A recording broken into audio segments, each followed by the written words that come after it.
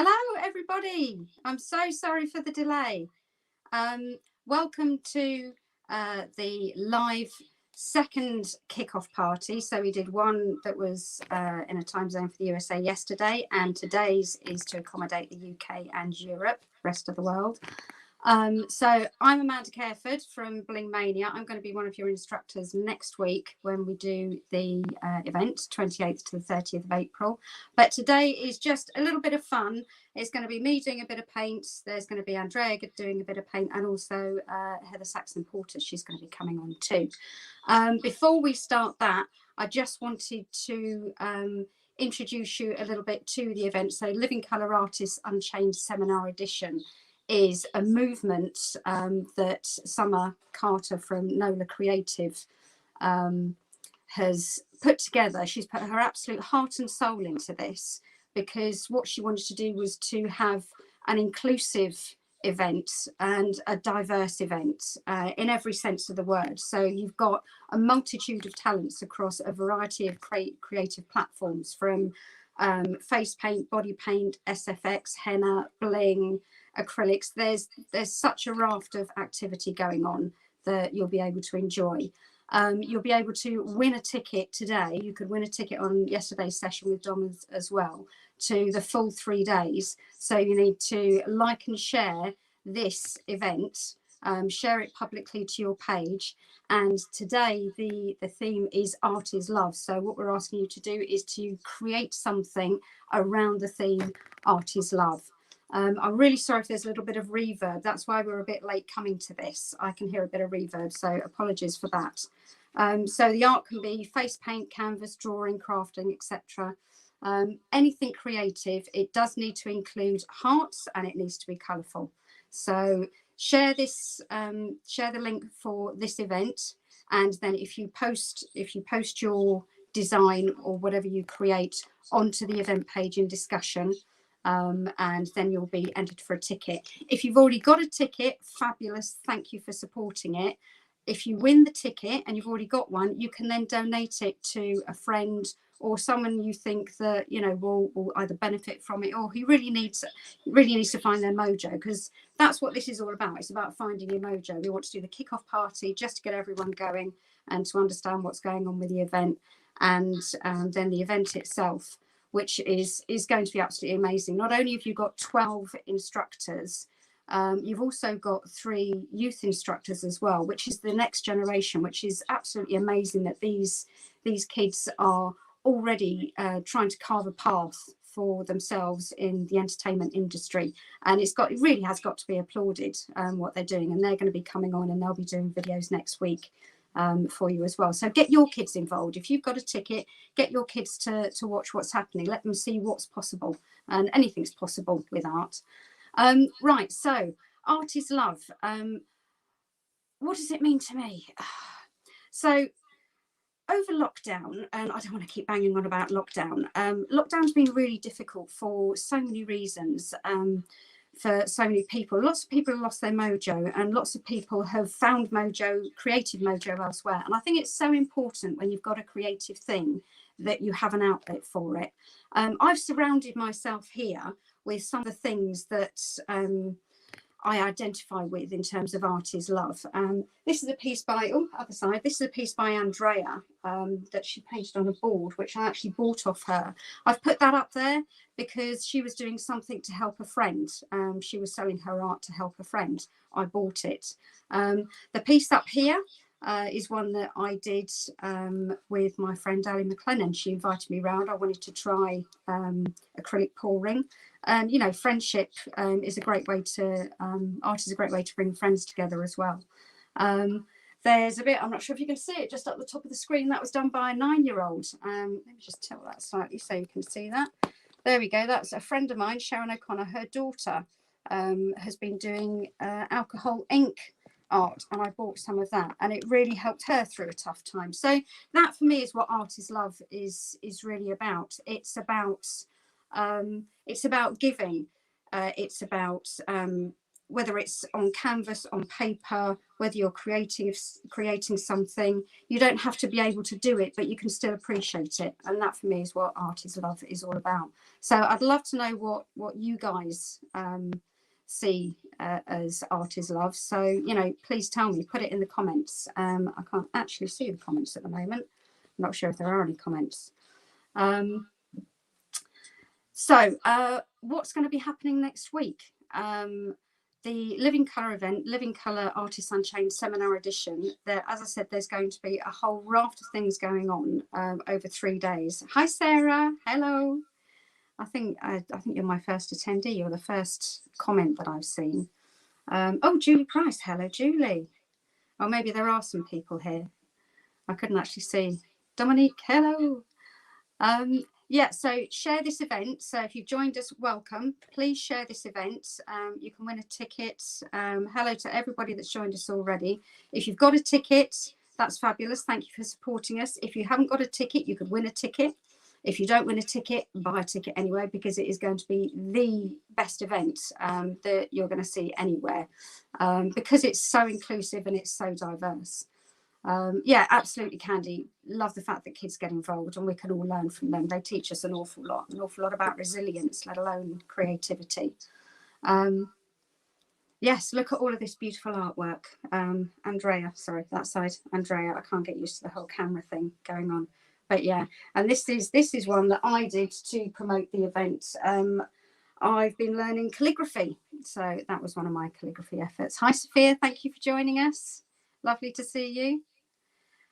Candy says, I live for our painting community. I've never felt so at home as I do with you all who get me. Absolutely. And I think the painting community over the last year has kept some people's sanity going. It certainly kept my sanity going.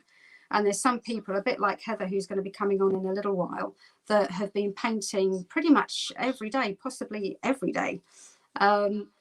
And posting it online and things like that, I think, have been keeping people going as well.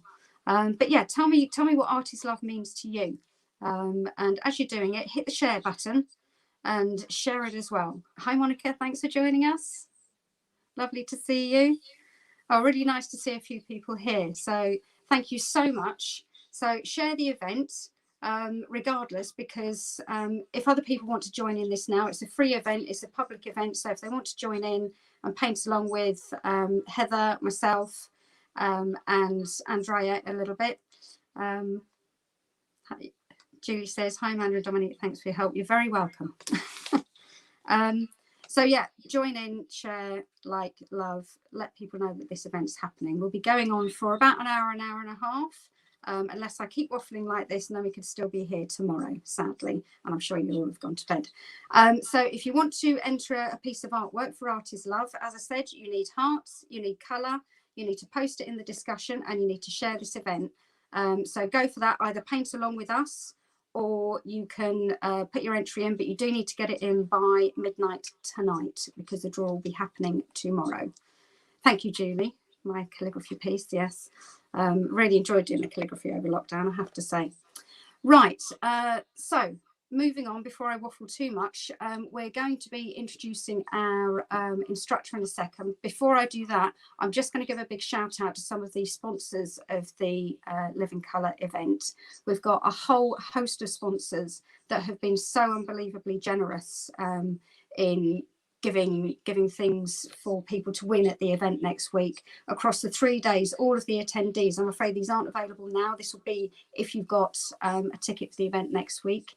So you can win a whole host of things. There's hundreds of dollars stroke pounds worth of prizes to be won from Superstar. We've got Leanne Courtney palettes, Nola Creative are sponsoring, Just Paint, facepaint.com, Creative Faces glitter sticks, Candy's Party Art, My Blingtastic, which is a UK gem seller, and Sparkling Glitz Boutique, which is a US gem seller.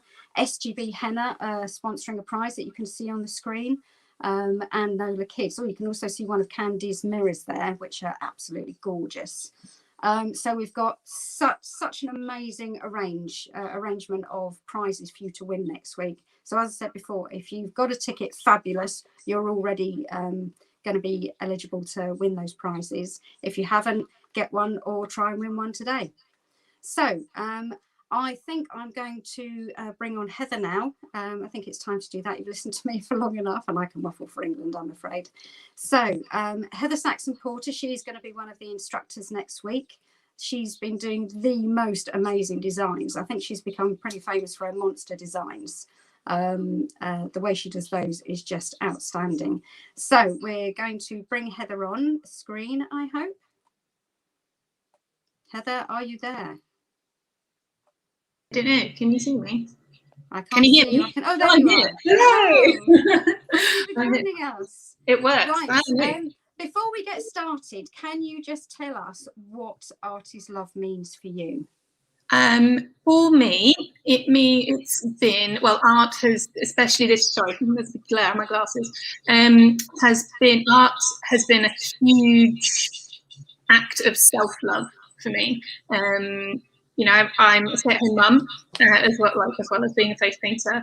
So, and I'm in my 11th year of doing that, and art has, especially face and body art, has given me self-confidence to, like, it's the first time in a long time that I've been able to do something for me that I am good at, that other people like can recognize I have a skill. So it's like therapy. It is not to, you know, that's the phrase, it doesn't make you feel big-headed, but it makes you feel like you have a place, that you have. It almost gives you validity. It makes you feel like it does make you feel like you have a place to provide creativity to the world.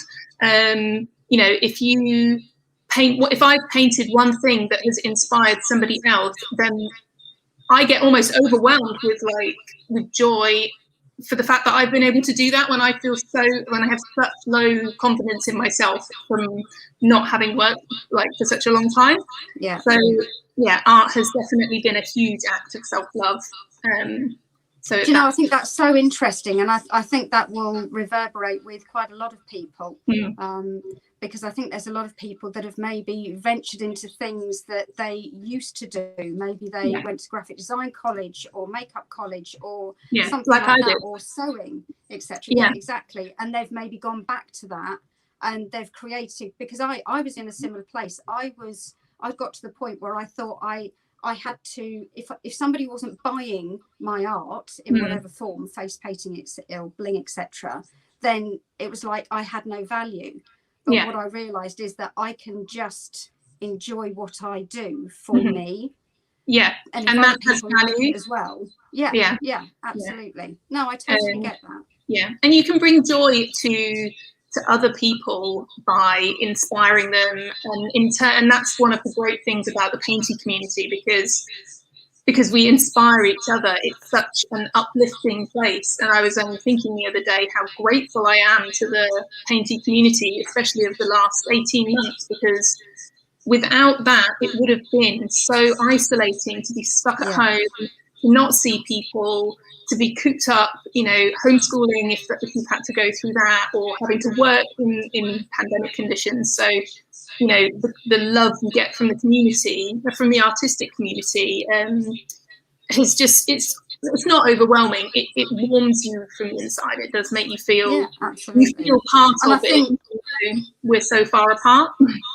Yeah, absolutely. And it's global. The lovely thing is it's global. When you're posting on the groups and you're getting feedback from people, it's so nice to know that you've touched so many people around the world that maybe need something to motivate them, to help them find their mojo. And I know certainly from what I've seen of your work, the progression of your work from the start of lockdown, your monster faces has just been astonishing. And it just goes to show that practice really does make progress. I don't like to say practice makes perfect, because definitely you can practice. But honestly, your monster faces are just. I think you'd give Nick Wolf a run for his money. I don't know if I should say that. No, don't say that. Don't say that. He'll be after me with his Nick. Dominique says, sorry, just a second. Dominique says, art is love means I get to free my spirit and share it with others. Our spiritual bodies are invisible to the naked eye, but through art, I share what it looks like. Oh, that is so true. That is so true. It is. It's an expression of you. Absolutely. Yeah. And it's nice that people get it as well. You know, my husband's just like, oh, you've painted another monster. That's great. Gonna have a cup of tea now. So yeah, it's feeling like other people are interested in what you do and being enthusiastic with other people. So yeah, it's a lovely community. It is.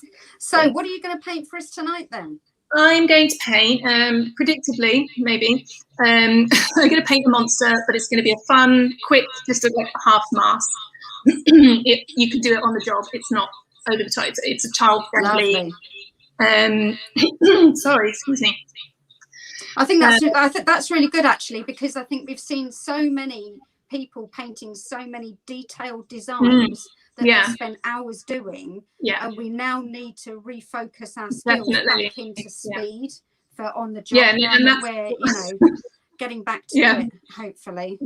Having to practice all the things that you've forgotten, and I think that's why this event is great, because my class covers a detailed, complex design, something that's a bit more kind of in between, and then something that's a little bit faster that you can do on the job. So there really is something for everybody in these classes, no matter what skill level you are or where your mojo is. If you're feeling so many people have said, I feel like I can't, I'm so nervous about restarting because I've forgotten how to hold a brush, or I've forgotten what designs to do, so there will be something for everyone. There absolutely will. That creativity there is such a diversity, and I think the interesting thing is, I think so many people have diversified into other creative outlets that they hadn't tried before. That one of the reasons, if I wasn't an instructor and able to see the other classes, I would definitely be buying a ticket, purely because it's made me realize that having diversity to what I can, create to either, save my sanity or to support my family is absolutely crucial, because you don't know what's going to happen. And if I could do balloons, then that in this environment is a more distanced way of being able to get back into it. If this dreadful situation continues or we go back into it again, or things like I'm fascinated to learn how to do caricatures. There's so many things that we can do that mean that when there are issues, we've got something else to turn to, and that's why I'm so grateful that I was invited to be an instructor and I get to see everybody, because it's going to be amazing. Yeah, no, definitely. I think there's sorry, I'm waffling now. You think you're bad at waffling, and terrible. We'll just waffle for an hour. That's because we're British. I think because across the disciplines, when you look at things like henna and body art, at stenciling, airbrushing, and caricature art, there's a lot of those. Even if you don't practice those art forms, you can still take a lot from that type of artwork, whether it's line work or placement of shading, or just learning how to create, how to alter facial features. I think you can still transfer those skills to other mediums. So I think it's worth watching all the classes, even if you don't necessarily want to learn how to do caricatures, but want to see how people do them, because I'm fascinated by them. I'm how on earth does anyone draw that in 5 minutes? No, I think you're absolutely right. When I've been doing my calligraphy, I've found that it's actually it's freed up my hand for when I'm painting. I've almost got more, because I've got used to creating these individual shapes, which on a flat surface is very different to a contoured surface of a face. And it's actually given another element to my painting, which is really nice. Plus, I can write pretty letters now, which I know. I've always wanted to do. I know. And your Art Deco one, is it on there? Art Nouveau piece is just so beautiful. I mean, I think that even that calligraphy, you can still translate that into face and body painting, because those line work, the flow of that line work is definitely something that will transfer. So I think you don't have to be limited to just thinking, I'm a face painter, I only need to learn about face painting videos. I think it really is. Diversify. Art can move from one medium to the next. There's always something to learn. Yeah. Right. Totally. Do you want to... Wade's excited about balloon twisting and henna. Yes, I'm excited about all of them, if I'm honest. I absolutely can't wait. So, right, shall we kick off with your paint then, Heather? Yes. Okay. So I said rainbow, didn't I? So everybody, if you want to paint along, I'm hoping people have their kits ready, but I do believe that they can rewatch this with Summer. Sophia, she's my favourite too. So if you don't catch it all, you can hopefully rewatch through Nola Creative. And I am using a Leanne Courtney palette. I'm going to use the Pixie palette. This split cake, I forget what this one's called. It might be Rainbow Butterfly or something like that. And I do a lot of sponge and brush work. I don't often work with one strokes. But if you want to do a one stroke monster, then go for it, enter it. As long as it is rainbows and hearts, then paint to your heart's content. Thank you, Kit. I'm going to have to pull my mirror a bit closer. And now I've taken my glasses off. Please shout out any questions or put it in the comments. And then Amanda, you'll have to shout them out at me. I will. That's one of the reasons I don't paint my own face, is because I can't do it without my glasses on. Well, I can't can get see enough light my field and the right of view angle. about this, but I can't see the screen. I know this. I'll shout you out any comments, etc. Don't worry. Yeah, marvelous. Right, so where am I? Oh, I feel like I should be talking, but I'm kind of have to concentrate. This is the only time I go quiet. Are you happy for me to talk, ask you questions, etc.? Yes, definitely. Yeah. I will try and paint and talk at the same time. All right. So when did you actually start face painting? I started face painting in August. Well, this is a bit of a two-level question answer, because face painting as it is now, I started in July, August 2019, because the long-suffering husband, he volunteered me to do face painting at a work, it's like a work family summer party thing. And I hadn't honestly picked up a pan of face paint for about 2-3 years, because I already had a face painting and body painting kit that was absolutely ancient from when I was at college, where I did theatrical makeup and learned to do body painting as a student back in 2000 to 2004. I think I left university. Okay. So I have a background in body painting. I used to do national student competitions, which I think I won a couple of. If memory serves. You think you won? You can't remember? Well, I do remember doing them. I think I did win, at least place within the top 2. I'll have to dig out. That would be a trip down memory lane. To dig out some old pictures. You know how in the year 2000, and you didn't have digital cameras, so everybody just took photos and had them developed. Yeah. Before digital and before smartphones. Kip was asking where we're based. We're both based in the UK, Kip. So you've only really come back to it in the last. So just before lockdown.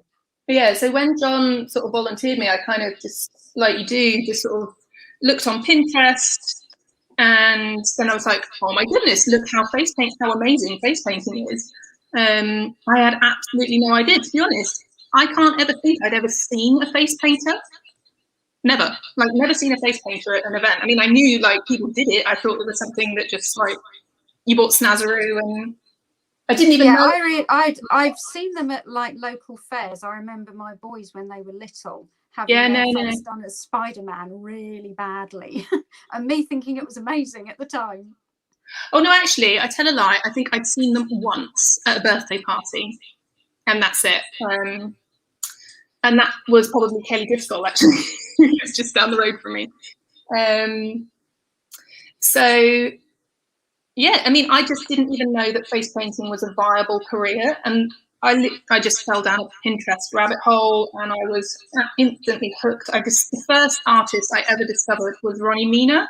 Is it Mena? Yes, I think he was the first one I ever followed as well. Yeah, that you know what I think it's actually from like Disney or like that. His tiger just blew me away. It was so striking, and then the more I found out about his work, and like because I didn't know about one strokes or anything like that, I just thought, do you know what, this is similar to how I painted at college. I can do this, you know, I can learn this skill. Yeah, and he doesn't use one strokes, does he? He does a lot of sponge. So, no, not looks the same though. I think a lot of the older school ones, they tend not to use one strokes. They're more traditional. I call them the fancy LA set. It is probably like cringy. It seems to be that like the American painters who painted at theme parks, they all work in that sort of very, very bold, like a lot of teardrops, and it just, you know, it just made my heart happy to see that use of color. And then from there, I discovered Jocelyn Castoff's work, which of course is just so beautiful. And Edda as well. And then that was it. I was like, this is it. This is what I want to do. And because it hadn't occurred to me to be a face painter as a job, it made me feel like I hadn't wasted all that time at university. Like, because I have these skills already, they were just rusty. You know, I used to do body painting for friends at Halloween, and, you know, painting the kids when they wanted to be painted.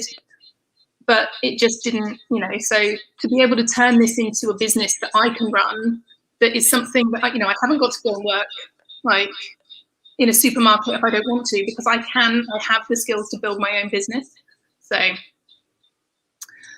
Donnie said, only solids, yes. And it's, you know, it's the variety of, sorry, talking about what Don was saying, like the variety of products that are available now compared to when I learned body paint, when you literally had Snazaroo, Meron, and Kryolan Aquacolor.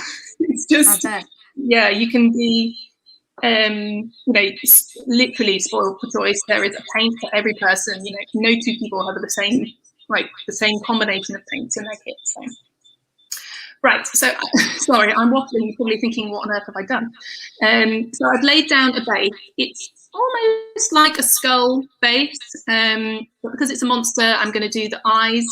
So I've just put the green over the eyelid and then brought some blue down here. I've just realised I'm looking like in a mirror, or like it's back to front in my screen.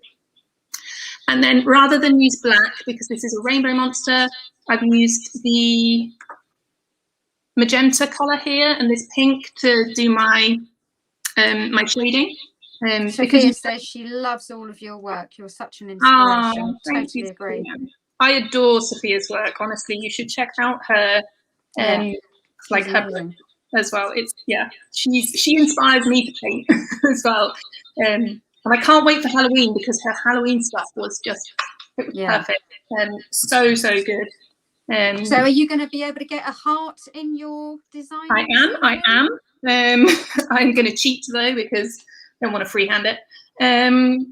What I'm going to do is I'm going to use a large, this is an impact bloom brush, but those Low Cornell Flora Sips, I think it's called.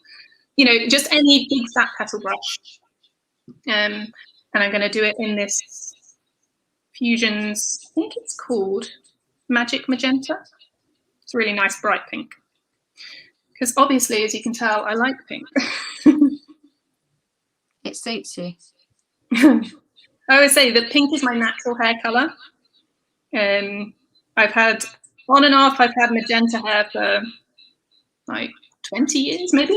Oh, wow. I've got like a 5-year gap when my middle child was born. I just didn't want to dye. I just wanted to, like, and I think this is like that confidence thing I was saying about.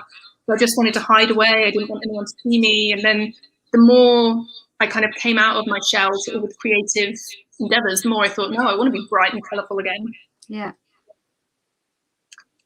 Okay, so I'm going to have to do this here because I can't see that. No, we can see you fine. Don't worry, it's fine. Yeah, I'm just going to make the hearts, 2 hearts, like 1 on each cheek, just here, and then I'm going to do some horns up here as well. And it's almost like making like just 2 flower petals, but they're going to touch.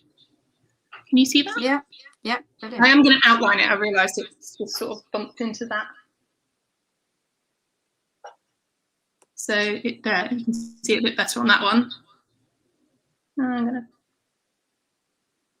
I love how versatile the flora brush is, because I don't use them that often for flowers. I use them for horns and teeth more than anything. Oh yeah, they're brilliant for teeth, aren't they? Yeah, no, definitely. You can literally just blah blah blah blah blah when you're done. Yeah. Yeah, so everyone who's watching, please like and share this video with your friends if you think they might want to paint along or just watch. But also you need to do that if you want to enter the competition. So you need to paint something in the theme of art is love. So it needs to have hearts and colour in it, and to share this live as well. So when you've done your paint, hair is a form of art too. Yes, it is, Dom. Hair is a form of art. You're absolutely right. Absolutely. So if you want to paint your hair, and put some hearts in your hair, that's absolutely fine. Do that and then share it on the discussion area of the event. And then you could win yourself a ticket. I absolutely adore festival glitter roots. You know, you see those, which I think a lot of sort of people who run glitter bars alongside their face painting do. Unfortunately, I'm not allowed to do those at home because the glitter would be everywhere, and it's bad enough as it is, and I think it would literally push my family to the limit. There's only so much glitter they can handle. Right, okay, so I'm going to use a number 3 round brush, I think. Yeah, I think I'll use a 3. And where's it gone? Because I've taken my glasses off, I can't see. Sorry, I'm just going to grab my other black. So I see you've done pink horns. That's unusual. Normally people do white, don't they? I know they do, but I just realised it's not blended in there. But I don't think you always have to stick to the rules. Absolutely. I mean, if you were on a job and you just want it to just get it out really quick, then that's absolutely fine. But it's personal preference. It's really like, what do you like? If you want to have I mean, how many times have a kid come up to you, said, I want to be an orange tiger with a blue unicorn horn, and I want Optimus Prime on my cheek. You know, they will ask for the most random things. Yeah. Somebody shared on Instagram today, and it was so cute. Her son finally agreed to be painted, and what he wanted, a rainbow snail. And she was like, I've waited months for this, and a rainbow snail. But you know what? She did a great job. It was the cutest little thing. And I love a snail design anyway. So I really thought, do you know what? I might use the snails as my wild card design and just put them on my board and try and convince as many people as possible. Yeah, have a snail. You know what? Snails are cool. Why not? Why not? Anything is possible. I think my worst, most out there design was a rainbow monkey. It might not sound like too bizarre, but the way I pictured it, it looked more like an Elvis rainbow alien. Certainly didn't look like a monkey. Didn't look like a monkey. It was do you know absolutely horrendous. The child probably thought it was a monkey. They were happy. And that's why absolutely, isn't it? Is that he was smiling as I tipped him out of the chair and said bye really quickly. Yeah, because I take a picture of that. It's terrible. Yeah. So, now I look good, don't I? I think just said my. Oh, I've missed that. Julie just said something. My Brody is excited. I don't know if I can. No, I can't see those. My Brody's excited to be painted for your class. Ooh. Oh, I know. Well, there's some cool stuff in my class, so I'd be excited. I'm yeah. I am well, I'm honoured to be able to have done the class, but I am in awe of Summer, who has managed to corral us all into like a cohesive kind of thing. She has the absolute patience of a saint.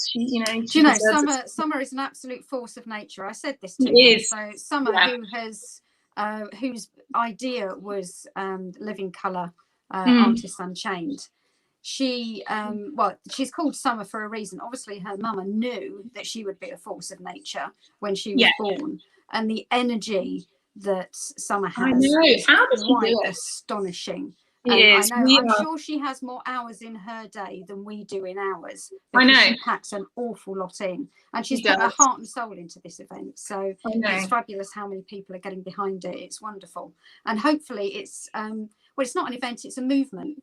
It's a something to make art and creativity more inclusive and diverse, which is, it's the first time I've seen it. I've been doing face painting for just about 5 years. I don't know if I'm meant to count the last year or not, if I just cancelled that out. I feel a bit like that. There's just so many. There's a lot of incredible platforms out there, and there's been an awful lot of amazing courses as well. But this genuinely seems to be the most diverse that I've seen out there, which is exciting. So I think, well done, Summer. Yes, I know. We wouldn't be here without her. So. Hey, Thomas. Thanks for joining us. Yeah, sometimes I just can't. She's got Summer has so much to give. You know, she's so positive. She's so uplifting, and because we're a similar age, and I just think, why can't I be like you when I'm grown up? Even though she's a couple of years younger than me, she's got like that energy that you think she inspires you totally to kind of to get up and to be like, yeah, I can do this. That positive energy really kind of, she just radiates this positivity, and I think we're lucky to know her. Absolutely. She'll be behind the scenes crying right now, you know that, don't you? Well, either that, she's taking a nap. I think she does that when I start talking. Right, so I have outlined the hearts, so you will actually see them, and I've done thin to thick, like swooping round each side, so that kind of gives the edge of the heart just that little bit extra bit of weight.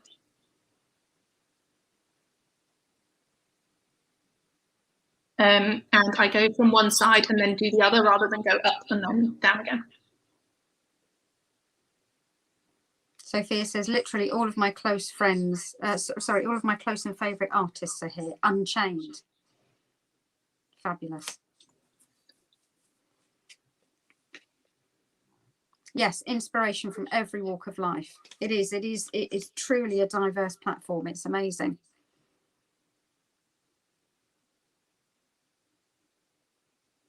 So Kip has asked, Heather, how long would this normally take you on the job?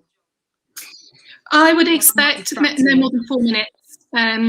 Like, it really is. It's only because I'm waffling so much and I'm having to kind of look from side to side. But yeah, once you get it's not that, I mean, other than adding the horns and like the hearts, which you perhaps might not add the hearts like on the job. Yeah, really, I aim for 4 minutes for like a quick on the job kind of monster. And part of what helps, like me especially, is that like I let go of the idea that line work has to be perfectly smooth. You know, if you want smooth line work, that is brilliant, that's great. But you know, chunky textured line work for me hides a multitude of sins, and you know, it's just something that I've sort of evolved to kind of, you know, just make it a bit more textured. And yeah, it's just, I think if we all painted the same way, it'd be a bit very boring, wouldn't it? Yeah, no, I think you're right about textured line work. I think I'm sure I read somewhere, and it might have even been Nick Wolf that said it, that if you have sloppy sponge work, good line work can rescue it, or something like that. Yeah. So, because my sponge work is not great, so I focused on my line work to try and cover up. Yeah, I was line work hides them. Yeah. Well, I don't know, like how many people sort of might follow me on Facebook, and then you know, I often, when I'm doing a big body paint, I will, rather than just do it and then share the whole thing, I tend to share the journey of despair that I get into when I paint something. Like Amanda, you've probably seen me do it, and I paint the face, and I'm just like like that, because I've got halfway through. I'm like, where the heck am I going with this? What possessed me to do it? And I know if I power through this, like the kind of the worst bit where you're not sure, you can't quite see how it's all going to pull together. Yeah. You know, if you just power through, then eventually you'll, you know, once you get to the last sort of 15, 20 minutes of whatever you're painting that's big, you realise that the line work and the highlighting and the shading and just adding those little tiny extra transforms details, it. Yeah, absolutely. Yeah, it brings it all together. It adds the depth. It adds the definition that you couldn't see before. And the beauty of what we do is that if you still don't like it at the end, you just go and get in the shower. You don't have to look at it anymore. But you know, I think I'm probably like a rare breed in like face and body painting, is that quite often when I do something like the competitions that, you know, that I've entered, or that, you know, that the one that's coming up, that I'm a real planner and practicer. You know, I like to know what I'm going to do, so I might sketch something out, I might practice it like a couple of times before I enter something into a competition. I would love to be one of those people that can just like snap out a masterpiece without a plan, but I'm not. Yeah, no, I'm not. If all of you guys could see around my screen the notes that I've got for all of the things that I need to say and include in this live event, you would have a fit. I'm note-tastic around my iPad at the moment, so I just got to make sure I pack it all in. Yeah, I would have a timed schedule, you know, it would be like I'd have to have it like minute by minute. And although actually I think I watched, so like we're quite late to the Netflix game, so I've only just caught the first series of, what's it called?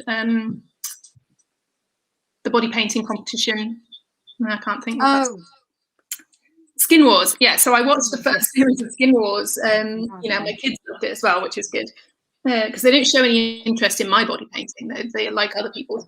And I think one of the contestants there, she had a timeline of what she had to do, and I was like, oh my goodness, I'll do that. I'm not alone. Sophia says that she never plans. Oh, see, that's because you're awesome, Sophia. That's an extra skill there. I have to have a design, you know. I think for my class, my designs, you know, I had sketches and I'd done them. I did a run through on my son and swiftly realized that I can't film myself painting on him. So my class is me self-painting, but hopefully we'll learn something. And now I've waffled myself into oblivion and I can't think where I'm going. We were talking about planning, and you were saying about planning your class. Yeah, so, you know, so when I paint something big, I plan.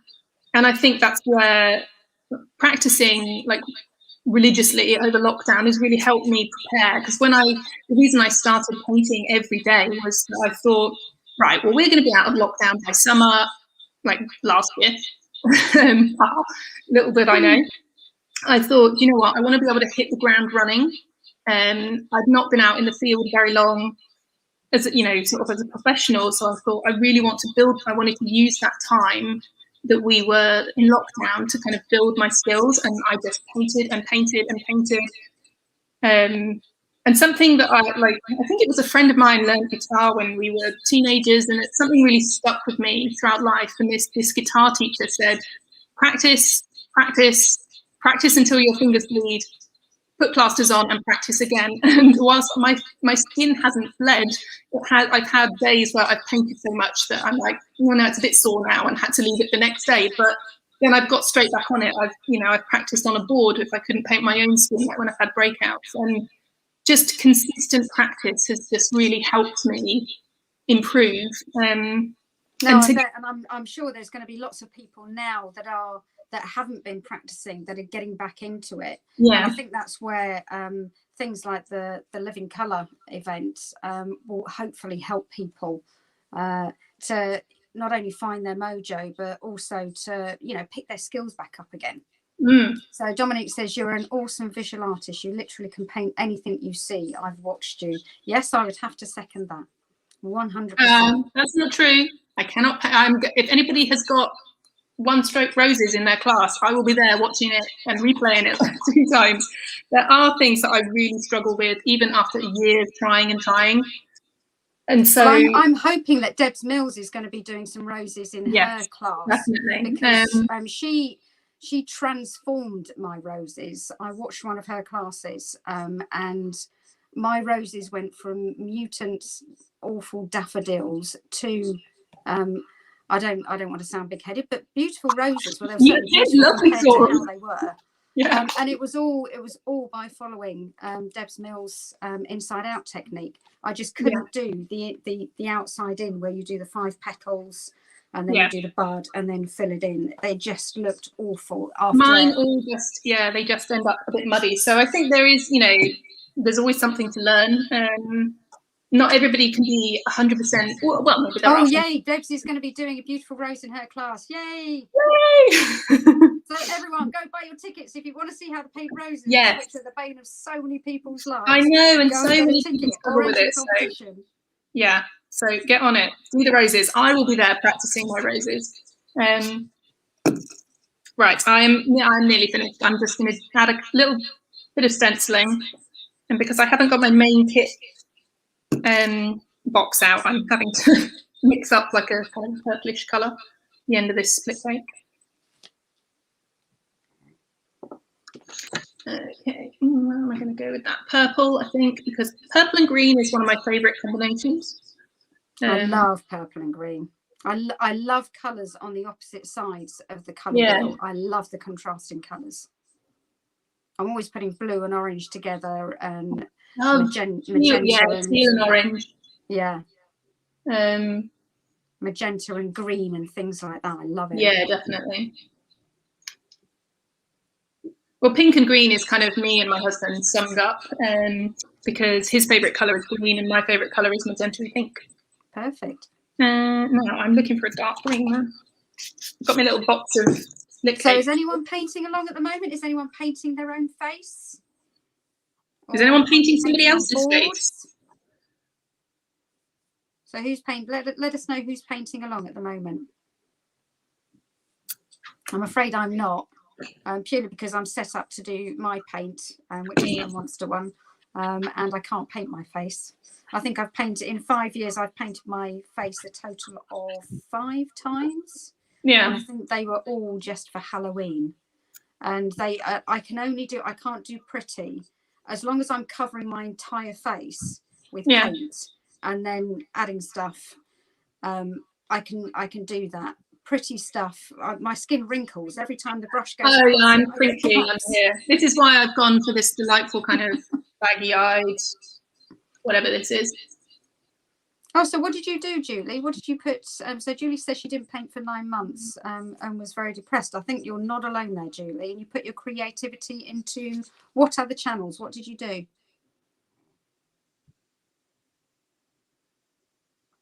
Right, I'm just going to add a couple of highlights. That's looking fabulous.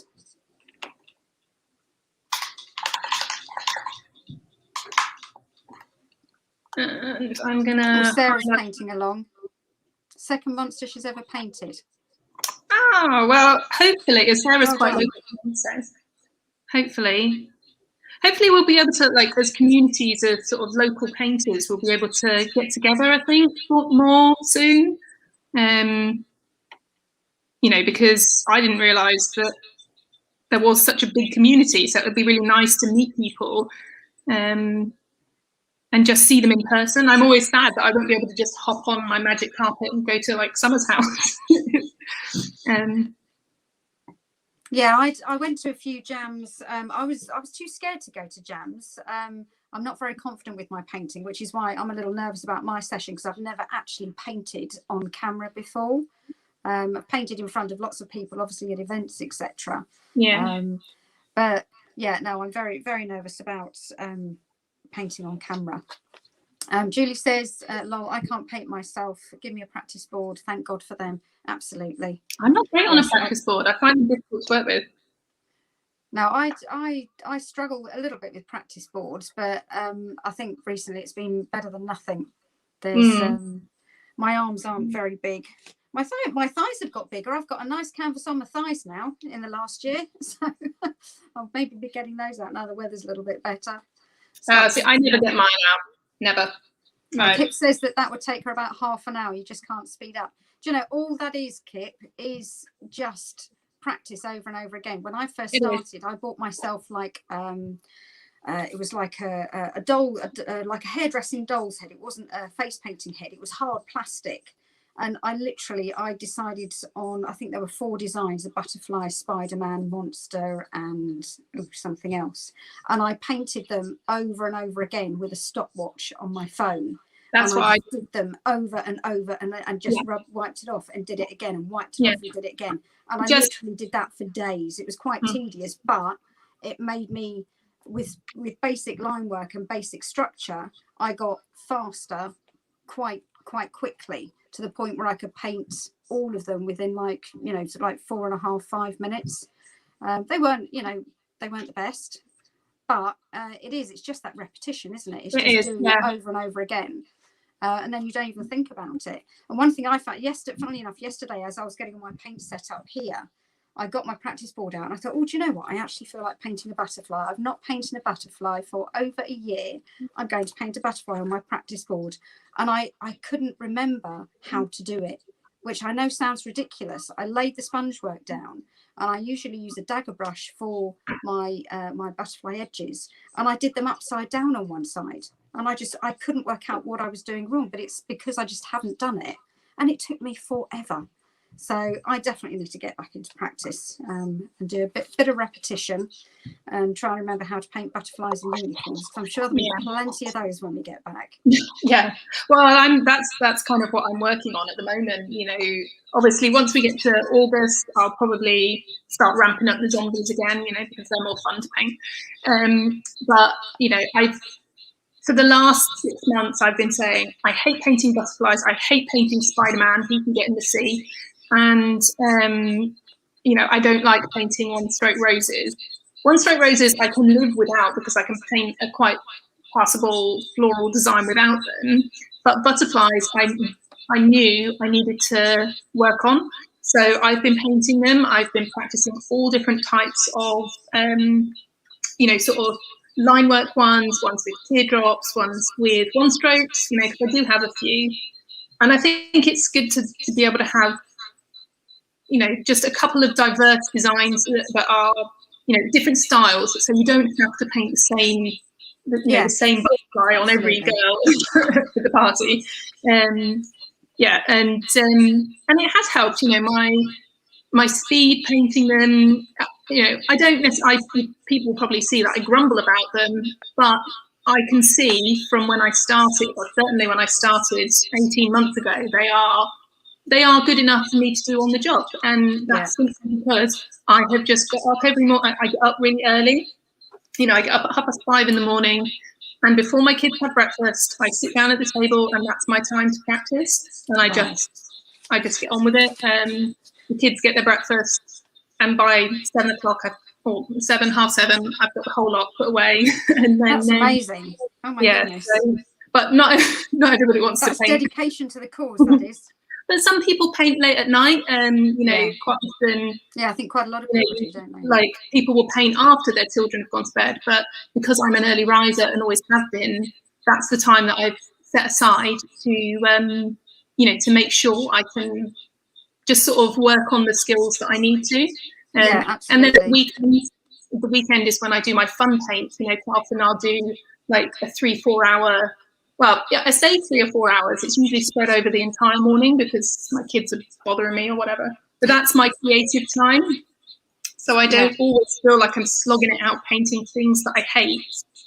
You know, you have to paint what you love as well as practice what you need to. Yeah, no, absolutely. Kit was just saying that she hates butterflies, but I think you get asked for them so often. You've got to find a way through that you can deal with, because you have to paint so many of them. And Julie just said, love that idea, pushing yourself to come up with variations. Yeah, no, it's really good to do that. Yeah. Mashups are really good for that. Yeah, definitely. Well, that's how I got into, I think I got into daily painting because I set myself a mashup challenge, and I had, I think it was 12. I had 12 different combinations, and I just picked design and theme, and I just picked them out of the bag. And that started me painting every day, and I just didn't stop. And I've done butterfly weeks where I've just painted butterflies all week. And you see the improvement by painting the same thing every day. Even if you're painting a different type of design every day, by the end of the week, it's 100 times better. And I did unicorns. I remember seeing all of your posts doing that. It was absolutely fascinating watching the progress of you starting to do that style of design to the end of the week. It was quite incredible. Yeah. So yeah, like those sorts of things. So it's repetition. Yeah, and set yourself a goal. 5 days. If you don't want to do 7 days, do 5 because that's manageable. That's really good advice. So is this your finished design? Yeah, so this is my Art is Love monster. Beautiful. It's kind of got eye bags, it's got crinkly cheeks. It's a close your eyes one, isn't it? Yeah, and normally if you paint this sort of thing on a child, you do the eyelid down here, but because my eyelids are like soggy tissue paper, I have to paint them above, otherwise you wouldn't see them. So if you're not chatting as much as I do, then it should just take 4 minutes. Sorry, we have chatted quite a lot, haven't we? I do apologise in the background if you've got bored. I'm sure you haven't, because you've been watching Heather paint at the same time. Thank you so much, Heather, for coming on. No, thank you for having me. That is fabulous, and it's been so nice talking to you. Yes, it's been splendid, and I hope everybody enjoys the event.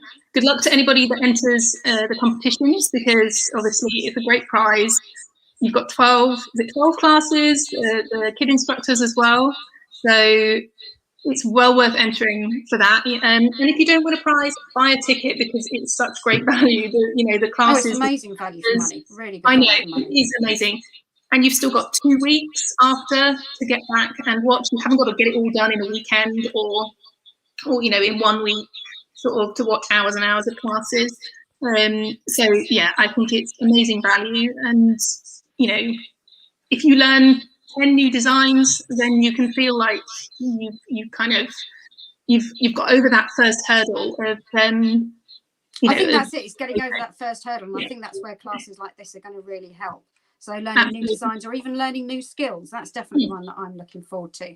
Well, thank you so much, Heather. Absolutely lovely chatting to you. Okay, well, enjoy the rest of your evening. I will have to go wash this off, get my kids to bed, and then I will try and pop back on the comments to see how you're getting on. Okay, brilliant. Right. All right. Thank you so much, Heather. Bye-bye. Right, well, I hope you enjoyed watching that. I certainly did. I love watching Heather paint. It's just, her journey's been absolutely fascinating. So we're running a little bit over, so I'm sorry. I hope you all are still with us. We're going to be getting Andrea on. She was due to come on at around 7 o'clock. So without further ado, if Andrea is there, I think I might bring her on now, if that's okay. So Andrea is another instructor that you'll be seeing next week. She's doing all sorts, which she'll tell you about in a second. So Andrea, are you with us? Hello. Oh, looking beautiful as usual. Can you hear me okay? Yes, all good. Yeah, all good. What's the big fluffy thing behind you? Is that your seat? That is my pillow. Oh, okay. Thought you'd grow an extra hair down the back of your neck. It pushes me back so that I can sit.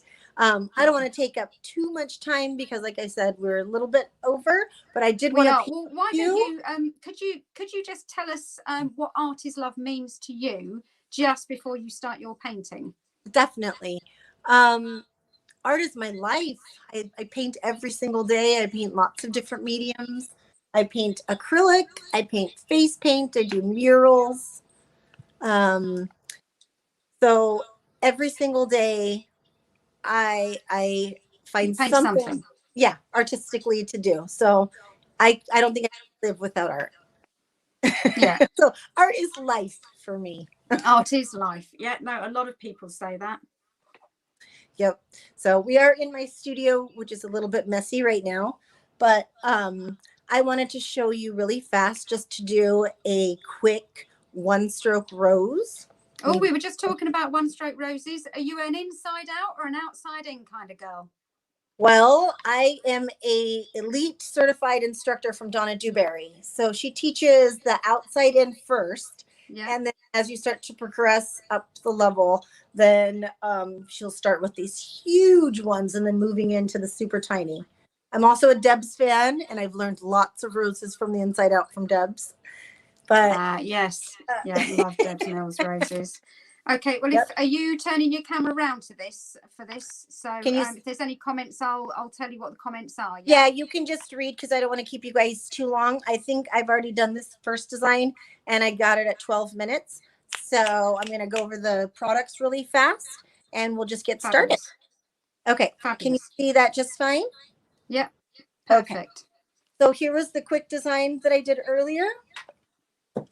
And I'm going to show you how I created it. The first thing that I use is folk art paint. When you use these paints, they're a really good consistency for one stroke. A lot of people can do one stroke with an angled brush, or you can do it with a flat brush. It's whatever your preference is. I'm going to use a Prima Barton flat brush, and then I also have some Donna Dewberry brushes. I do have my own set of acrylic and watercolor brushes that are more for, well, you'll learn about that in my class. Yeah, I've got some of your acrylics. Thank you very much. I haven't broken those out yet, but I will be. Don't worry. And they are good for one stroke. So I use something like a meat tray. I've already squeezed out the paint for the sake of time.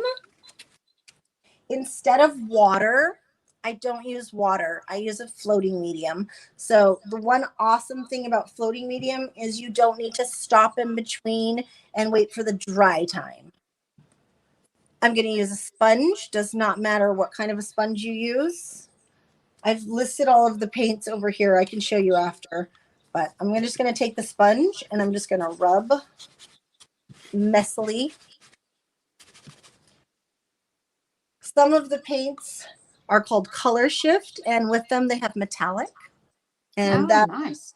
Yeah, that always adds a little plus. I'm not cleaning my sponge and I want it to come out messy and fairly dry. So this one also has a shine to it. A lot of Donna's work, she will sponge on the background just for the sake of time. I teach paint nights, and it's easy for me to have 25 of these quick sponges, right? You wash them, and then you have to think about when you're teaching a paint class that you have to have enough supplies for everyone. Yeah. Would So, you presumably you'd need to put those sponges straight in water afterwards, or they're dry, because acrylic dries quite quickly, does it not? I do. And then here's my water pot and boom, done. Oh, okay. You just sling them in. Brilliant. Yeah. So if you can see, it's not very thick at all. And you want that during a paint party because you don't have a lot of time. If you're doing this in an hour, you want to hurry up and get this done. Another way to speed it up. I got a hairdryer. Yeah, I've just installed a hairdryer in my craft room. It's great for speeding up drying times, isn't it?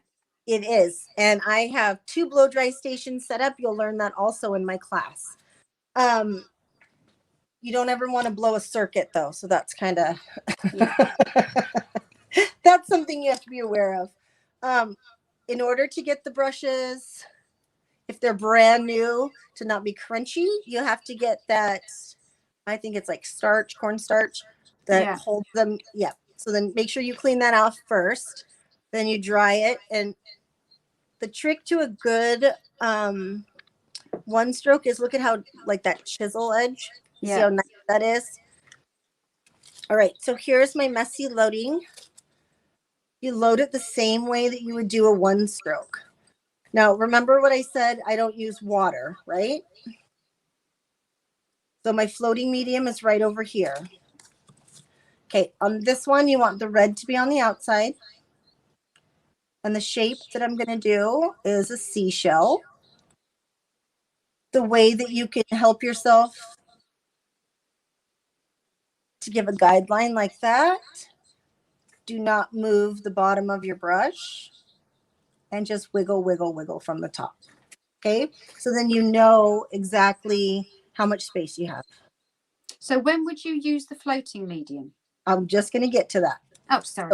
So sorry, I'm fascinated. I can't wait for your class. I'm fascinated by acrylics. No problem. I'm going to hold it like this so you can see a little better. So really what you want to make sure is that your brush is loaded enough that you are going to get that really pretty red edge. Okay. Yeah.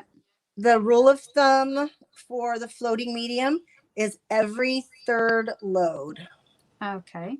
Okay. So as it starts to dry out, so if I don't reload this and I go again, it separates and it dries out. I don't like it. So I dip it in. I don't know if you can see. I dip it in the floating medium and then I just go back to my reload. And there are actual, I guess it would be a plate, and it has the little dividers in it. So if you don't know how to load, there's little, it's like a cheat sheet. Oh yeah, like so it's got a ridge in the middle and you put the color either side. Yeah. And it's a total, it's a total beginner cheat sheet, but it's awesome. All right. So yeah, I think Donna Dewberry uses those, doesn't she? Yeah. If anyone wants to check out Donna Dewberry, she's done loads of free YouTube tutorials that will help with this if you want to give acrylics a try. She does all sorts of florals, etc. And because I'm a certified elite instructor, I can teach level 1 and level 2. And I'm listed as an instructor on her page. Oh, fabulous. I didn't know that. Yep.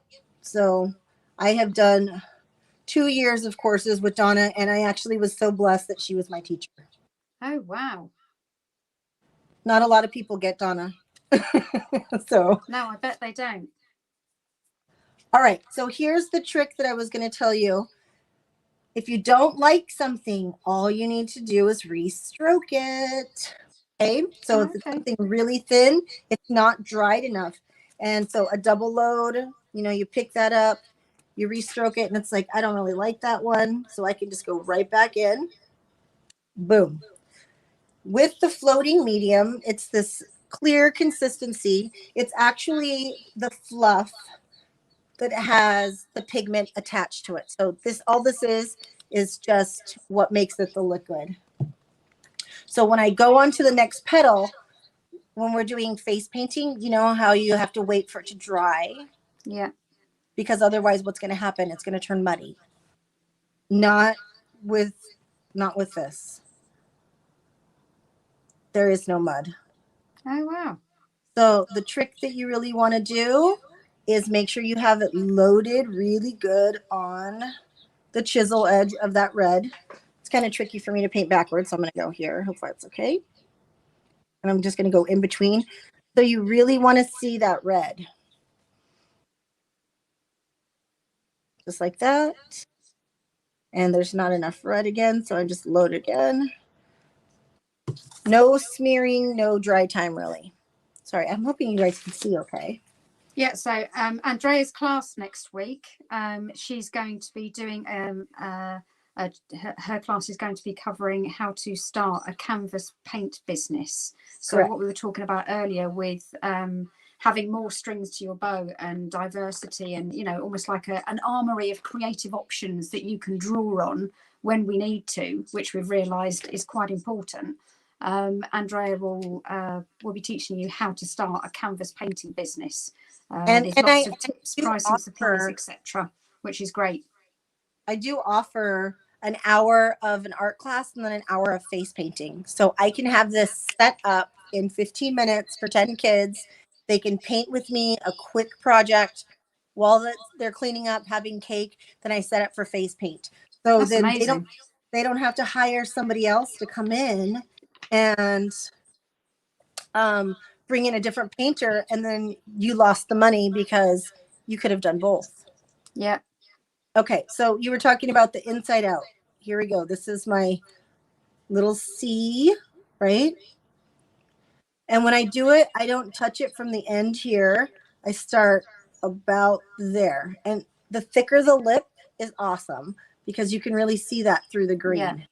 Then another one, and then you can do your wiggles. Oops. If it starts to get icky and muddy, all you have to do is wipe it off and re-stroke it again. But I really like that thick. Do you Now, it see gives how? it a nice textured effect, doesn't it? Correct. And the only two colors that I used were green and red. That was it. So you do the same thing, make sure it's loaded. And now it's getting a little bit funky. So I'm adding my floating medium, going right back in here. I'm going to add my C. So all you guys that are watching, thank you so much for joining us. If you can like and share this event, share it with anyone. They can come and join it. It's a public event. It's a free event. So there's still obviously the rest of Andrea's class, and I'll be doing what will now be a very quick box paint at the end. But That's you why can I was also going obviously fast. win tickets if you participate, if anyone's painting along to the Art is Love theme. Get some hearts in there, get some colour in there, and you can win a ticket either for yourself or to gift to somebody else. Or if you want to buy a ticket, there will be a link in the event section, or you can just search under Living Colour and you will find the page with a ticket link as well. So come and join us next week. It's going to be amazing. Yay. But thank you all for joining us as well. This is currently Andrea. I'm sure most of you probably know her already. If you have just joined, she's the most amazing acrylic artist, and she's going to be doing a class next week at Living Colour Artists Unchained Seminar Edition. All right, so I am going to now scoop up some of this metallic green, and I'm going to go right over here to the green that I was already using. This is acrylic, Julie. This is acrylic. This is adding acrylic parties to what you already do for face painting. All right, so from here, I want to make sure that I tuck under that leaf so that it looks like it's actually coming from under the rose. And then pull to a chisel. Pick up a little bit of green side load. Do the exact same thing. Come under your leaf, kind of give it a little twist, and then wiggle. Pull to the point. Come down the middle here like that. And repeat. If I even wanted to triple load it, I could get a little bit of that teal in there and do it here and do the lighter part on the end. 1, 2, 3, wiggle, and wanted more. 1, 2, 3. That's, if you do 3 stripes like that, you will get your blend just how you want it. Do you know, I've seen people do that on YouTube tutorials, and I wondered why they did that. That's Yep. So it's just 1, cleared that up for me. Thank you. Yeah. 1, 2, 3. Right. Yeah. Pull Makes it here. sense. That's all right. Good thing you always need to wear an apron. This is my Manuela Captain gig apron, gig genie. When I'm walking around paint parties, there's so many pockets that I can put in here. You can leave Fabulous. your brushes in here. It like Kip literally. is asking, is a flow improver the same as a floating medium? As that's what it says on Amazon. What does that mean? What did so you say? is a flow improver the same as a floating medium? Kip's in my acrylic group. Tell her I'll tell her after. But the floating medium is by Folk Art, the same paint. It comes together. There are, like I said, different kinds. The ones that have the metallic, but yes, the float. I don't know which one she's specifically referring to. So I've got Flow-Trol, which I bought for acrylic pouring. Is that the same as a floating medium? I don't think so. Oh, because I've been using it as one. Oh, well, then if it works, I guess, then that's good. Well, yeah, it sort of makes it a bit smoother when it's gone a bit dry. All right, so now I've moved on to a Donna Dewberry number 10, just like kind of a quick one, just to give me a little bit of flow here. I should have used my larger brush. Just work on the chisel just so I can put some leaves. Then I'm going to take that green I was already using with kind of a little bit of the red. So I try to always work with the colors that I already have on my plate to create new colors. That's the one fun thing about acrylic. And then it's a press and a little twist. You can. We've got a lot of your headdress in the shot and not a lot of your canvas. That's How it. about that? Perfect, thank you. Yep. Oh, that's what I get for wearing my big crown. It's beautiful though. See? So it's just a press, twist and turn. Again, you can pick up any color. Don't clean your brush. You want these colors to kind of mix. And then you come up with some really pretty colors. So again, press, pull and twist. Beautiful. And you can do that many times just by loading. If you just pick up floating medium by itself, you can do some drop leaves, which are shadowy, and they are very lovely. faint. Mm-hmm. Hi, Kay. Thank you for joining us, my lovely. We're just with Andrea at the moment. Andrea's doing an acrylic painting. The one time that you are allowed to use water is you take your liner, your script liner, and you 1, 2, 3, and you make it super inky. Inky. And then you can do scroll work. So you just basically water it right down. You water it down. Yep. Oh, Julie says we need a crown class. She wants to know how you make your headdresses. I'd have to say I'd like to know as well. Those are my trade secrets, guys. We'd have to pay for those, Julie. I made this one specifically, and I made some hats yesterday. Beautiful. All right, so if I wanted to do any kind of dot work, you can do your sizing, something like that. I don't want to keep, like I said, I don't want to keep you guys too long because we were already on here. The one thing that I'm known for with my artwork is that I always line it off. So I would just take some of my metallic. Is that just acrylic paint that you're putting on there? It is. It's a patina. So all of my work is pretty much done with some sort of a metallic patina. Yeah. And then That's I take a beautiful way to finish it. The glitterific, which is also, look at that. Oh, this is like glitter porn right here. Sorry guys for my terminology, but I'm just going to tell you. You can just come in here and bring it down just to add a little something. Yeah. I use my fingers a lot. I finish it off just on the edges. Just like you do with face paint. And you're done. Ta-da! That's absolutely stunning. Hopefully. Thank you so much, Andrea, for sharing that with us. You're welcome. Really appreciate you joining us today. They're absolutely beautiful. Now it's Mother's Day. I think this is what my mom's getting.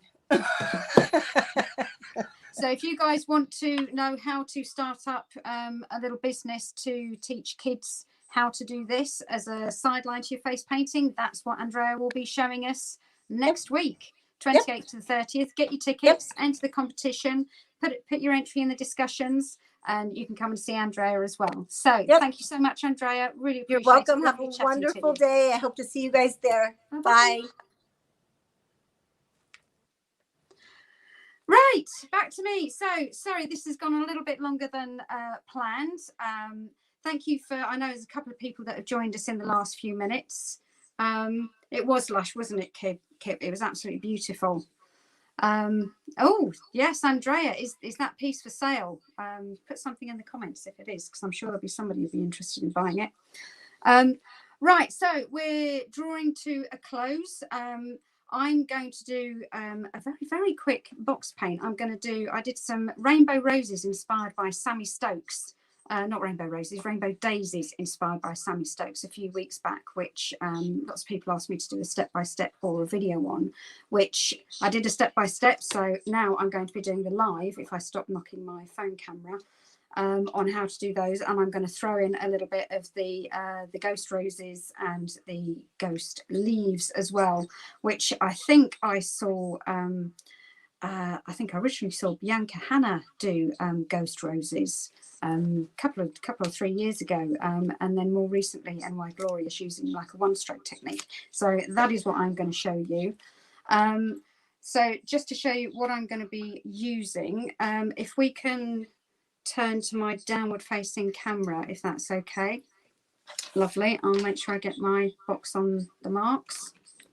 There we go, fabulous. So you've hopefully seen some of my box paints before. Oh, thank you, Candy. I hope I do it justice, and I'll try not to take too long. So my Artist Love theme, so I'm going to put lots of colour in here, and I'm going to put a few little hearts in as well. This is actually a box going out to a customer, so it's got stuff in as well. So what I do love doing is whenever I paint anything, I put it on a box now, even if I want to practice. Oh, thank you, Dominique.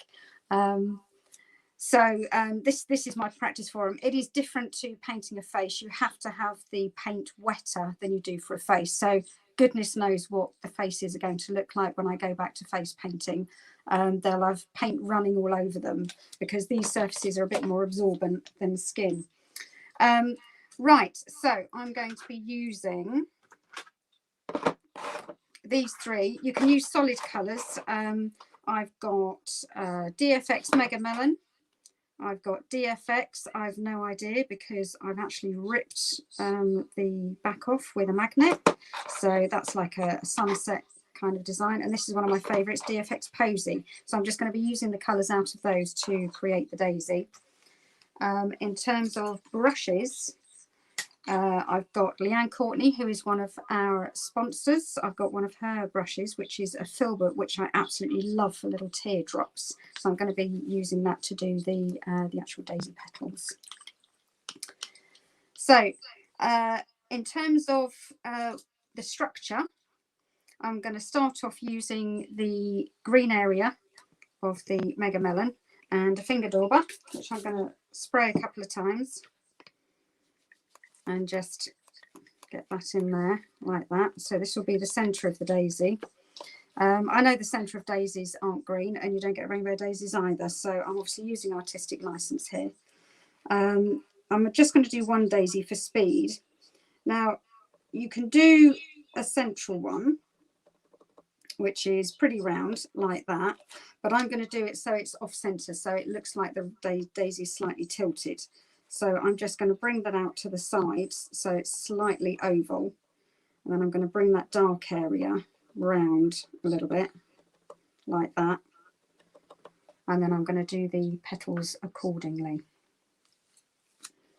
So to start with, so Richard of York gave battle in vain is how I remember a rainbow, or red, orange, yellow, green, blue, indigo, violet.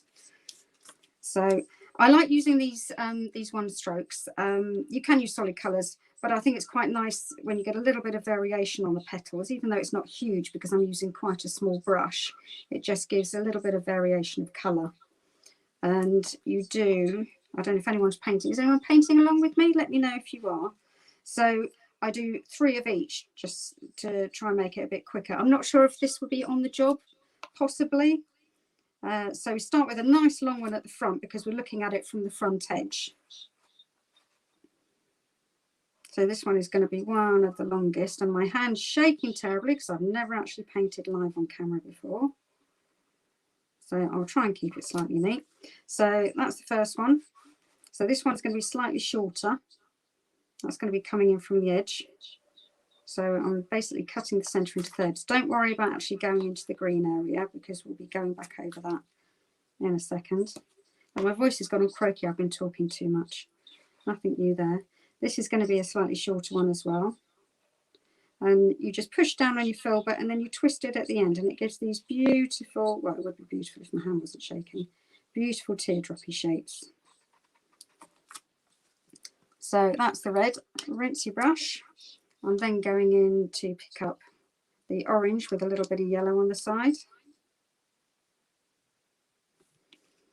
And then I'm going to do this petal a little bit shorter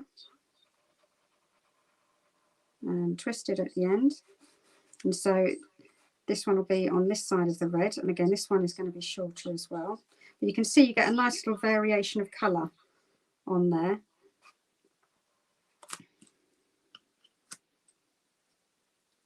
Sorry, I'm not looking at comments. Great for using expired paints. Oh, it so is. So my whole practice kit is now my entire kit, and I paint anything with them, because you can also seal it if you want to. What I do if I want to seal face paint is I spritz it with hairspray first on whatever I've painted, and then you can coat Mod Podge or varnish over the top of it, and it holds really well. So if you want to use your expired paints on furniture and things like that, that's a great tip. So there's our orange. I'm now going to go in and pick up the yellow area.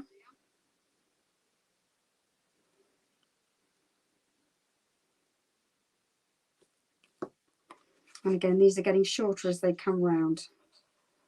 And it's a little bit of guesswork to make sure that they meet on the as the colours come round. So this one's going to be thicker and almost like flat at the top.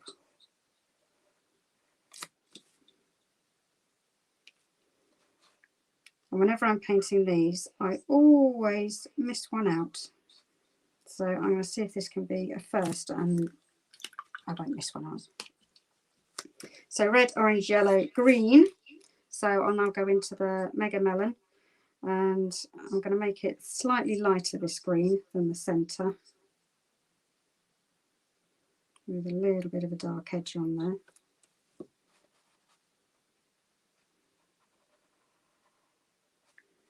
And again, this top one is going to be even flatter than the one before.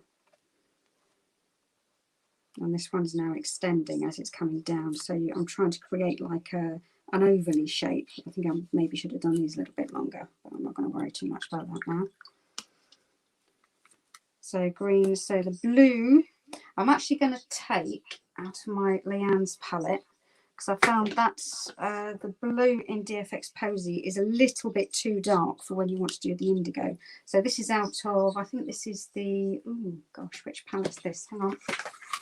And I think some of these are prizes next week for attendees. Happy Pixie palette this is out of, which is this one here. So I'm just going to get this blue, a little bit of the dark blue and a little bit of the lighter blue. And these are going to come in, again, slightly shorter there. And I always do the darker ones slightly smaller, purely because it's it can have a bit too much impact on the daisy itself, I find. So for the indigo, we're going over to the Posy, using the top area of that. Where do you get this style of box from, please? I get them all from eBay. Oh, I couldn't tell you the company name, but these are ones that just fold together, and I sellotape them. But they're great for sending bling in, because they're nice and sturdy, so the bling doesn't get crushed. Oh, the same palette you use for your monster? Yes, it is. So this is the indigo. And these petals on this side are now around the top edge, are going to be getting a little bit longer. See, now I've lost space here, so I've put a little bit too much space in here, but with a little bit of trickery, I will sort that out. And violet, I'm going to pick up a little bit of the lavender colour, and whatever's next to it is like almost like a plum. And that's going to come in here. Oh, look how much my hand's shaking. A little bit of a darker colour again. So in nature, nothing is going to be perfect. So my daisy is not going to be perfect either, which is absolutely fine. So that's the first bit. For the next bit, I'm just going to put a little bit of water on my white. This is just DFX white. And I want this to be quite watery, so I'm just going to almost like glaze over the top of the petals. And it will pull up some of the paint, which is intentional because the paint is going to be quite wet. So if I show you on the back of my hand, it's actually quite watery. And when I do this, I go from the lightest colour, so I don't have to keep rinsing my brush just for speed. But I actually want to just, so I'll do all the yellows, and I'll just keep dipping back in the watery white. Then I'll do orange, and if you stroke it twice, if it's too white, that will then lift some of the colour underneath because what you're using is so watery. And it just, and I'm not doing it perfectly, I want to give it texture because just giving it that little bit of movement, I think helps it. So we'll go into red next. I'm trying to keep an eye on comments as well, so I apologise if I'm not, because I'm looking down and not at my screen. If I'm not answering. What did you say about the Mod Pods, please? My children distracted me at that point. What I was saying was if you paint something with face paint so that you're using up kit that you can't use on the job anymore, if you give it a spritz with hairspray, it coats it enough for you to be able to Mod Podge it. So you can use it on all sorts of crafty things. I'm not sure if it will hold up to outside. I'm sure there's a Mod Podge that will. But yeah, hairspray is amazing as a sealant. Right, where were we? So we were on red. So I will then go into the indigo-ish colour. And again, I don't have to keep rinsing my brush off for this because the order that I'm doing it in.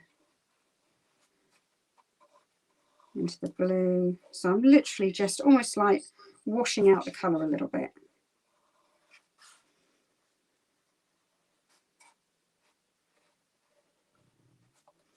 There we go. So that's that.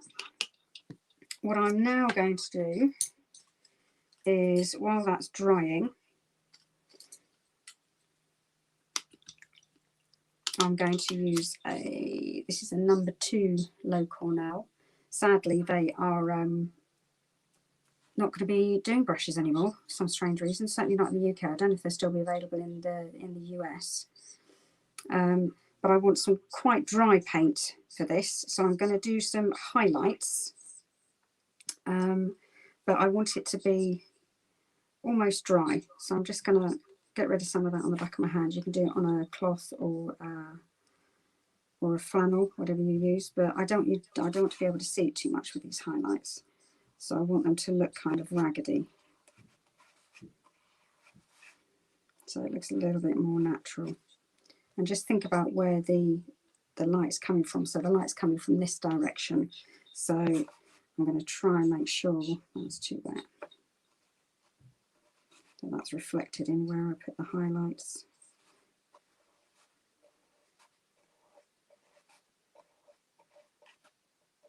I'm not bothered that my brush is getting dry. I actually want it to be dry.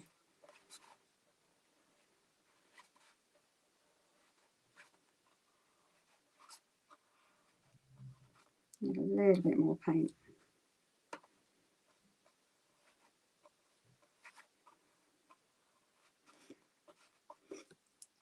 So there's the highlights.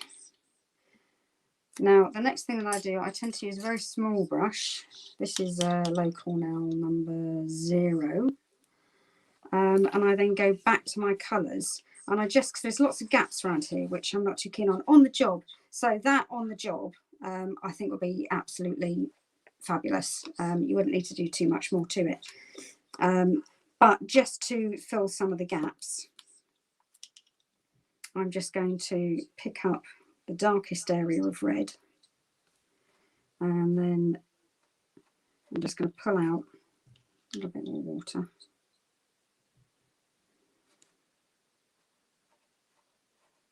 Again, for a little bit of texture on each of the petals.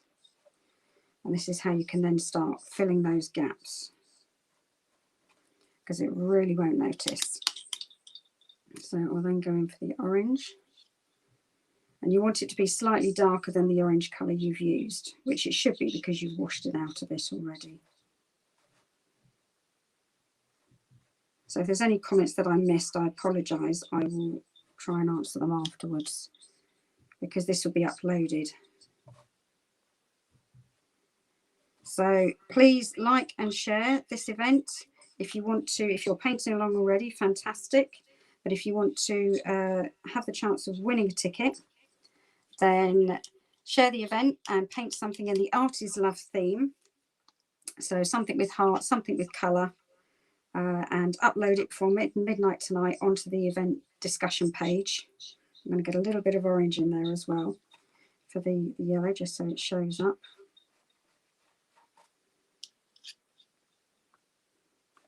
Brush is a bit dry there. There we go. This is just all adding little bits of texture and gap filling. So then go back in the green. So slightly darker than the green I've used.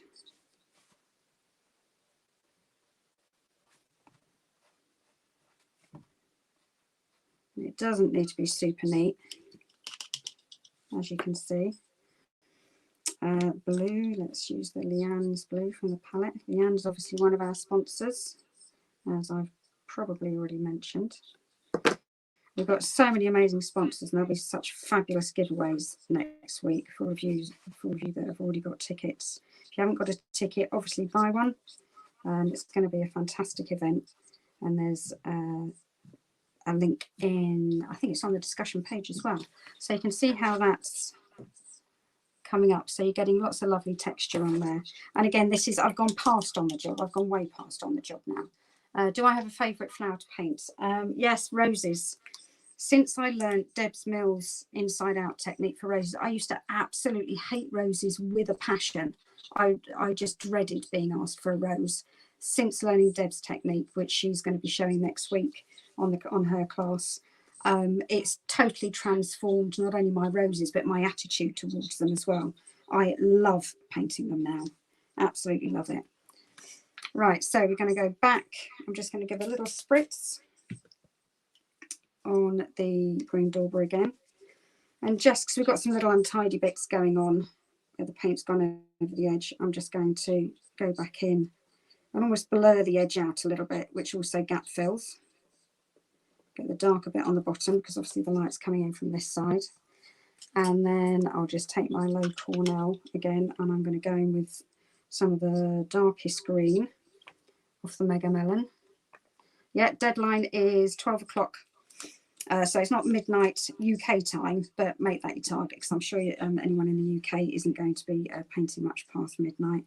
Ooh, that's very watery. I didn't want to do that. So this again is just adding texture to the centre of the daisy.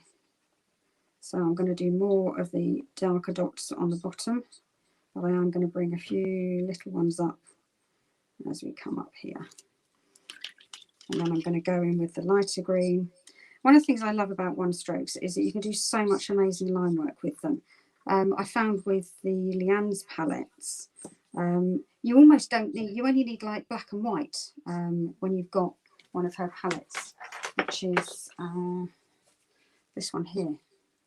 I find is absolutely incredible because it's got such range. The only thing I really need other than that, so I need a red, a black and a white. That one's the Fairy collection.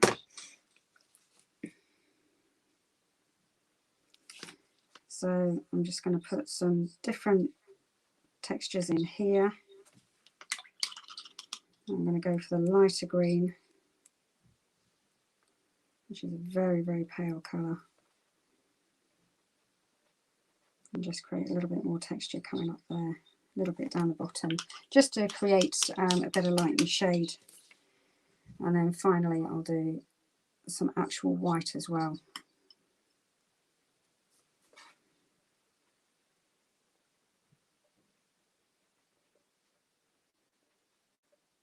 I've done this a little bit bigger than I normally would, but anyway, I think you get the general idea.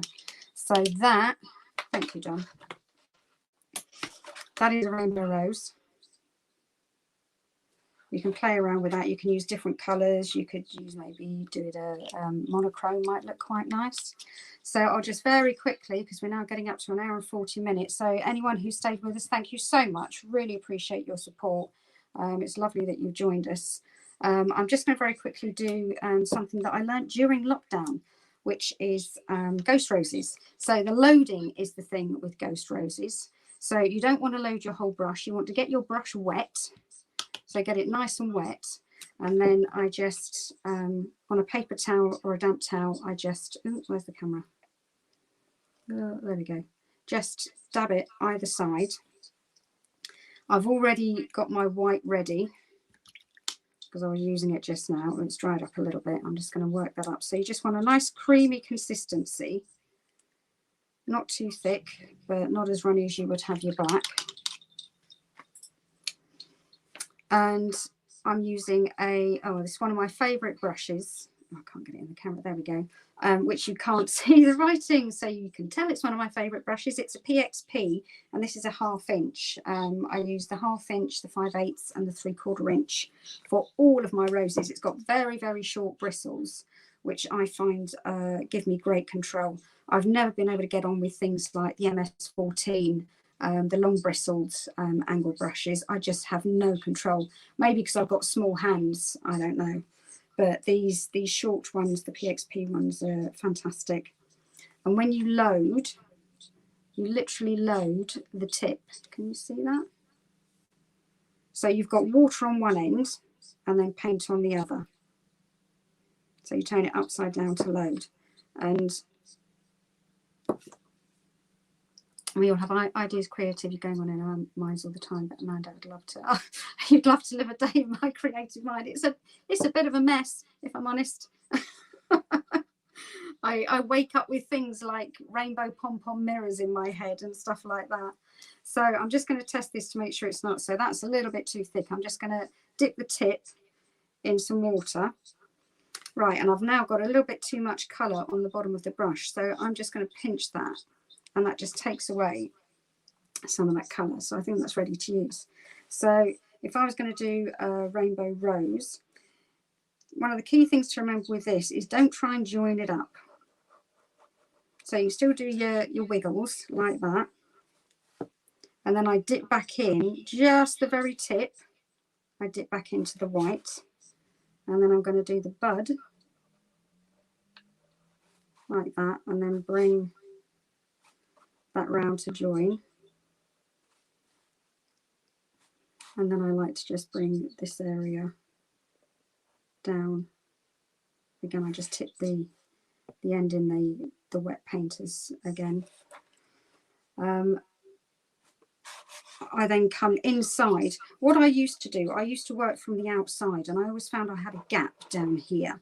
So I then tried different techniques, and it doesn't work as well with ghost roses, but with normal one-stroke roses, it's brilliant to fill that gap. So I bring that one on the inside. And that one on the inside as well, and just overlap them. And then if I want to put a little extra one in there afterwards, I can. So each time I'm just dipping the tip back in the wet paint. I'm not adding any more water, nothing. So here, I'm not going to come anywhere near that petal. I'm just going to bring it around the edge.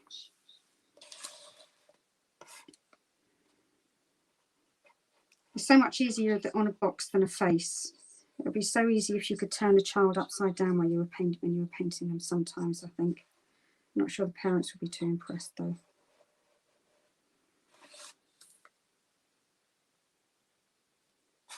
So again, I'm still just dipping in the white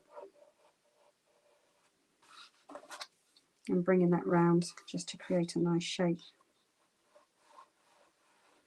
I think I'm going to tuck that one in there. Maybe not. One thing that it's not a good idea to do with rainbow roses, I'm just going to get a tiny bit of water on the tip because it's getting a little bit thick, the paint,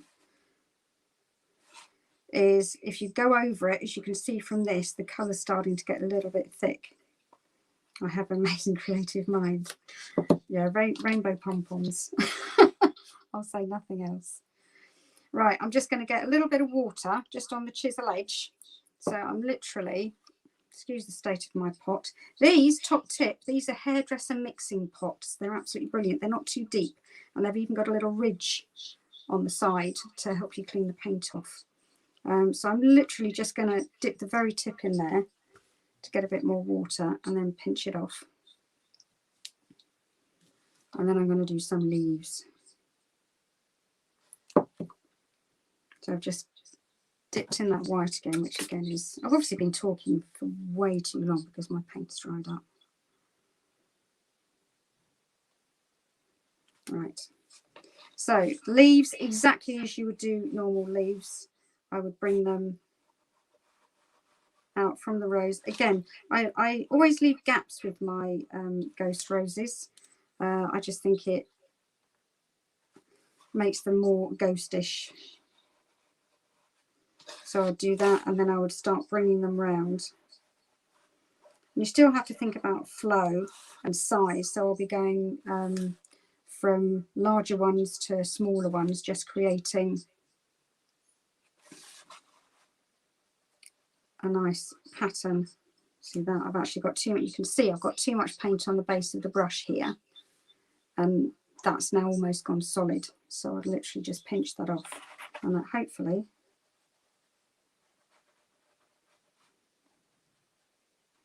and you can just keep using the same load sometimes. That's a bit better. And then I'll just use the chisel edge, the very point, to not do a full line. Again, it's like a suggestion of a leaf as opposed to a full leaf. So that's how.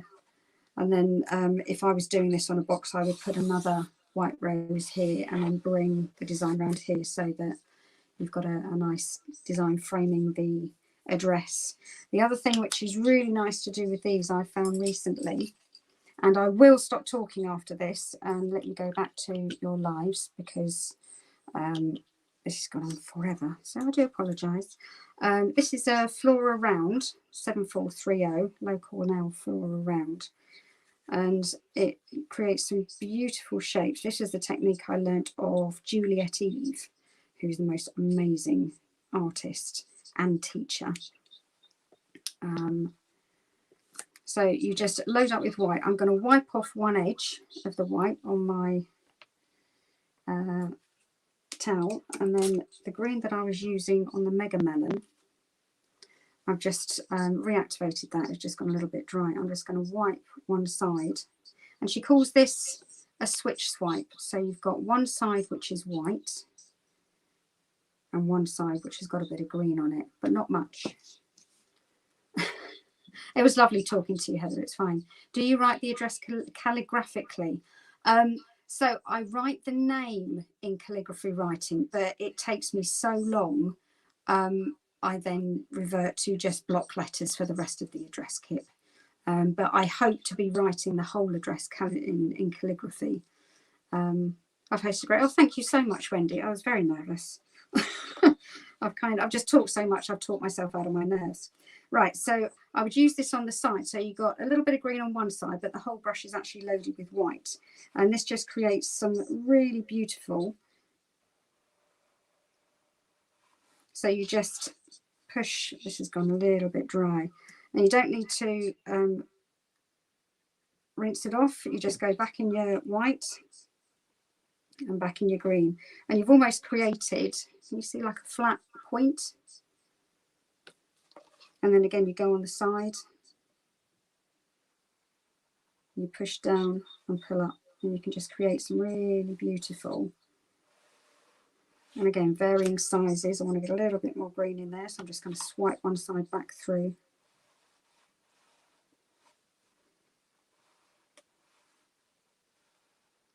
You can twist the brush as you're doing it just to get different elements of colour coming out. And just in the essence of what we're talking about today, which is art is love, I'm going to add a few little hearts. Now I'm not going to reload my dauber, I'm just going to spritz it. So I suppose that could be a top tip for painting now. You don't always, when you've used daubers and sponges, you don't always have to go back in the paint. Sometimes you can just spritz with a bit of water. With stencils, obviously you don't want it too wet. I'm just going to bring in a few hearts, a few little green hearts around there. Hopefully I didn't get that too wet. And I'm going to bring a few little hearts around here, which you can't see, sorry about that.